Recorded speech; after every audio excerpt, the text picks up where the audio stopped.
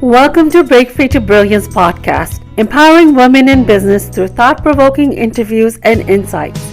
Embrace your authentic power, explore the impact of your story, and discover how writing your best-selling book can amplify your message, authority, and the 3 I's: impact, influence, and income. Let each episode guide you towards brilliance in minutes.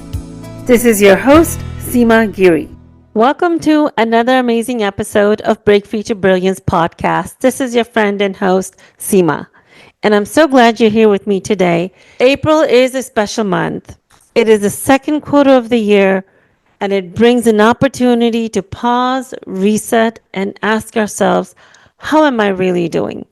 Now, if the honest answer is, I'm exhausted, I feel stuck, or even I'm just trying to survive right now, then this episode is especially for you.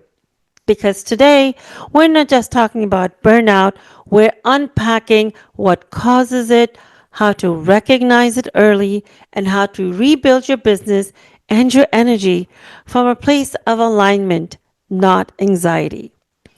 Let's understand burnout beyond the surface. Let's start with a clear definition. Burnout is not just about being tired. It's a state of chronic emotional, mental, and physical exhaustion that stems from prolonged stress, especially when you're working hard without seeing meaningful progress or feeling fulfilled. Burnout doesn't always show up as lying in bed all day. Sometimes it looks like pushing through every task but feeling disconnected. Sometimes it looks like having a full client roster but waking up dreading your workday. And sometimes it looks like success on the outside and silence on the inside. And if you've experienced that, I want you to know you're not broken. You're running a system that was never built with your needs in mind. I want to share a little bit about my story, what chronic illness taught me about burnout. After giving birth to my son, my health collapsed. For years, doctors dismissed my symptoms. I kept pushing myself to keep up, running a business, raising a family, and trying to be everything to everyone. And I know you know what that feels like because I bet you were doing the same thing. Eventually, I was diagnosed with fibromyalgia, rheumatoid arthritis, and hypothyroidism. And after my son was born, I became bedridden. The doctors told me that I would be bedridden for life. But I knew I had 2 choices. I could either accept their diagnosis or create a new way of living and working that supported my body, my energy, and my brilliance. That was a turning point for me. Now let's look how you can identify the hidden source of burnout. And let's treat this like a training. If you're listening, I want you to pause and reflect. I want you to ask yourself, what tasks in your day consistently leave you feeling drained? Which parts of your business feel like constant pressure? And are you doing things just because you've seen others do them, even if they don't feel right to you? My daughter, Ashima, is a perfect example of this. She's going to college, but she's also running her own clothing brand called Don't Die Clothing. It is for mental health awareness that she's running this brand. Suicide prevention, actually. She asked me for advice. I give her advice of how she should be running her business, how she can take the sales to the next level, what are the things she should be thinking about. And she listens, but she does what feels right to her in her gut about her business. She really knows her target audience, how they behave, and what they like. So even though I have more experience and I tell her, Ashi, her nickname is Ashi, so we call her Ashi. And I said, Ashi, this is really how you should be running your business. Your next drop, you should consider pre-sales, or you should consider getting a certain amount in bulk, or consider a certain design. She'll listen. She'll like, Mom, that's a great idea, but it just doesn't feel like it's right for me. And I really admire that about her, that she just knows her thing. She's trusting her intuition and doing what feels right. Now, if you're like me, you have invested a lot of money with coaches, spent a lot of money following their methods that have worked for them and for many other people. But there were many times that I felt like, I don't know, this just doesn't feel right for me, or doesn't feel right for my business.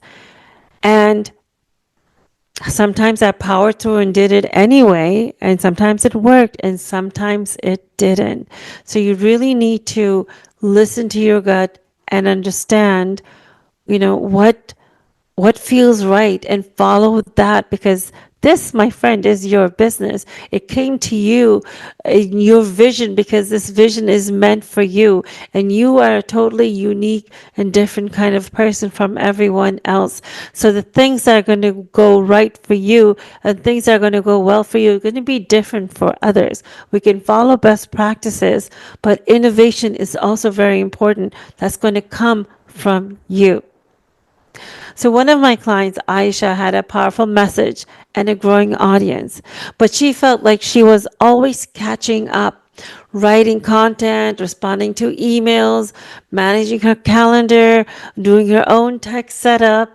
She sounds like a lot like me. She told me, Seema, I'm busy all day, but I feel like I'm not moving forward. When I reviewed her business structure, we saw that she was spending over 70% of her time on things that didn't directly generate revenue or joy. So once she focused her time on what she did best, like speaking and connecting and coaching, everything changed for her. She was able to double her income, and for the first time, she had evenings off for her family. And that really brought her joy. And me too, I had a happy client. Here's an exercise that I want you to try this week. Right? I call this the energy alignment assessment.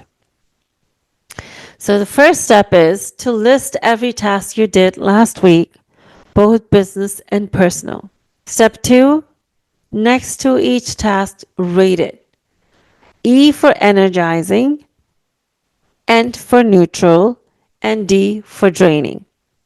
Now, step 3 is to take a step back and look at how much of your week was spent in the draining category. This is your energy map, and it's showing you exactly where to make changes. You don't need to overhaul everything, but you do need to start honoring where your energy is being misused and begin shifting towards tasks, strategies, and offers that really energize you. Now, let's talk about rebuilding from burnout, the strategic reset. Most people try to fix burnout by adding more structure, more caffeine, more productivity hacks. But healing from burnout and preventing it in this quarter requires something deeper. And that is a realignment of your business with your natural strengths and needs. So here's what that looks like. You have fewer, more focused offers, right? Look at the offers that you really enjoy doing, that bring you that has brought you the maximum revenue. Have a real clear messaging that reflects your real voice, right? Who you authentically are. Delegate tasks that fall outside of your core strength. Yes, that means you will need to hire a team. You can start with one. Start with a virtual assistant. You want to create boundaries around your time and energy and build rituals that nourish you. One of my clients, Cynthia, felt like she had to be everywhere, posting on every platform, attending every networking event. She was exhausted and barely breaking even. We redesigned her strategy around just one signature offer. She simplified her content into one powerful weekly message and created a system for client onboarding that didn't depend on her availability. 6 weeks later, she closed 3 high-ticket clients. She got her weekends back and was able to start on her book. I love rituals that keep you centered and powerful. Now, I want to be clear that rituals aren't extra, they are essential. For me, that looks like a 10-minute meditation every morning before I check my phone, breath work every morning, especially before my really important meetings, stretching and walking, especially after some intense meetings or intense work, and hydration, rest, and non-negotiable personal time. These aren't luxuries, my friends. They're definitely not luxuries. This is how I stay mentally strong, emotionally regulated, and physically resilient. You need rituals that protect your peace because peace is productivity's best friend. So here's some things that you should really be thinking about. What parts of my business have become unsustainable and why? Which habits do I need to release in order to reclaim my energy? And if I designed my life and business to heal me and not drain me, what would I change first? These are great journal questions. I would definitely take some time when you have time to be alone, no one else to disturb you, whether it's your morning or evening, and answer these questions. You get to design your life and your business in the way that serves you the most. Your business is really supposed to serve you first and everyone else later. And in fact, when your business starts serving you first, that is when you are going to be able to serve everyone else. So remember, you don't have to run your business on burnout. You don't have to sacrifice your well being to create success. And you don't have to follow strategies that weren't designed for you. This quarter, make your energy your number one strategy because when you're centered, when you're aligned, and when you're nourished, you don't just lead a business, you lead a movement. You were never meant to fit into a system that silences your brilliance. You were meant to create one that celebrates it. If this episode spoke to you, please share it with a fellow entrepreneur who needs this reminder. And if you're ready to go deeper, I would answer those 3 journal questions I said earlier, and I will add it in the show notes as well. Let's make quarter 2 the season where you don't just build your business, you build you. I'm cheering you on always.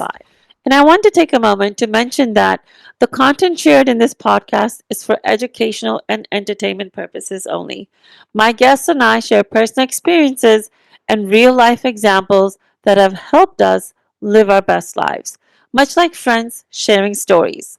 While we strive to provide valuable information, it's important to consult with professionals for advice tailored to your individual circumstances. Thank you for being part of our community and thank you for spending this time with me. Remember, your story is your strength. Until next time, stay inspired and keep making a difference. Thank you for tuning in to this episode of the Break Free to Brilliance podcast, and I hope you had some key takeaways that you can implement right away. Be sure to subscribe to Break Free to Brilliance wherever you listen to podcasts. You can also follow along with us on social media using the links in the show notes below. We'll see you again for the next episode.